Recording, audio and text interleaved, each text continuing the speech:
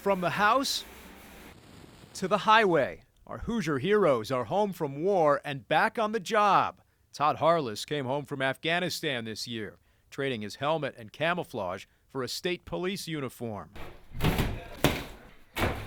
Still others work with hammer and nail. Enjoy working with my hands. New lighting in the hallways. Anthony Muriel started his own business, Armed Forces Construction. My whole mission statement is to pair with other veteran-owned companies and employ our veterans, not only employ them, but possibly provide them housing, give them a place to live, give them a job. But sometimes finding that job isn't so easy. Run my finger along its seams, I can still feel grains of sand from Iraq.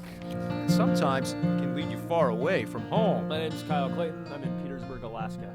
Kyle works with words. The adrenaline was like body armor for the mind. He's a writer, and after returning from Iraq and graduating from IU, he moved here to Alaska, nearly 3,000 miles from his hometown of Carmel. I work at a newspaper here. It's called the Petersburg Pilot.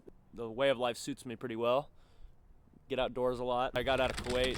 I started writing about Kuwait. I think it's a healthy thing overall, because it forces you to deal with it a little bit. I still hear the routine sounds we made as we prepped for the mission. The trickle of water as we filled our canteens, and the scratch of Velcro as we mummified ourselves in body armor. Through it all, our laptop speakers pulsed with the soundtrack of our war. Creedence, Dylan, Iggy Pop, The Doors, The Dead Kennedys. Josh Delisle still remembers. I joined the Marine Corps after 2001 because of 9/11. The Greenfield native also served in Iraq until one day. We were chasing down vehicles, doing police stops, pulling guys out, arresting suspects.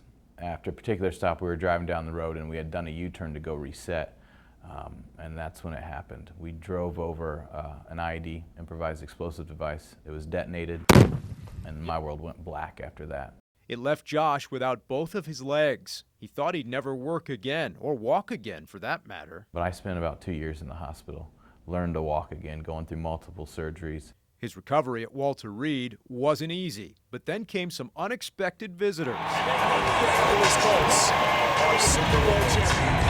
Fresh off their visit to the White House, the Indianapolis Colts came to visit Josh at Walter Reed. The whole team, the whole administrative staff, everyone stopped by to see the injured men and women, to say thank you. That's when Mr. Irsay sought me out. He made me 2 promises. He said, one, whenever you want to fly home, I'll fly you home, and when you get back to Indy, come see me about a job. Obviously, it just motivated me even more to get out of there. He did, and Irsay kept his promise, hiring Josh to work for the Colts. He did that for me and my family by far, and it's changed my world, and I can't ever say thank you enough to him. Now Josh does community outreach and talks to school groups and veterans across the state. We do a lot, and the players get involved, and they visit VA hospitals, so it's about giving back. Giving back to guys like Tim Sinkowski, another wounded warrior from Indiana who's getting a brand new accessible home in Anderson thanks to the Colts and a group called The Path Home. We partner with a lot of different groups to do the things we do. Like collecting food and driving it out to veterans in need. And we're out here to make sure that the veterans are taken care of. And we help a lot of vets around the state. And so do the Colts, honoring veterans and military families before the game. Josh knows how it feels.